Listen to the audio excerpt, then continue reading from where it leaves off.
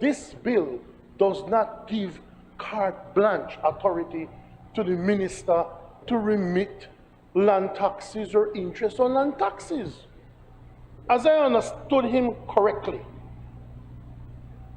you don't want the government to forgive land taxes and interest for people who don't pay their land tax. In short then, you don't want to give it to just any and everybody.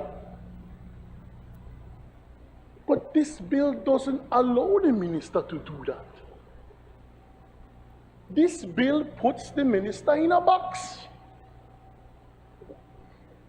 The minister may remit taxes in whole or in part, including any arrears and interest in the case of any disaster as follows: a hurricane, other act of God, invasion, civil commotion, fire, or other occurrence. And by that, when you mean other occurrence, it is to be read, help me out, senior counsel, as they say in law, justum generis, or any other circumstance that he talks about, or any other occurrence that he talks about, has to be in relation to what has been mentioned before.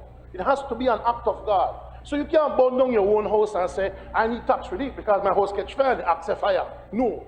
It has to be something that was beyond your control, that caused destruction to your property that produces crops, or to your crops, or to your dwelling.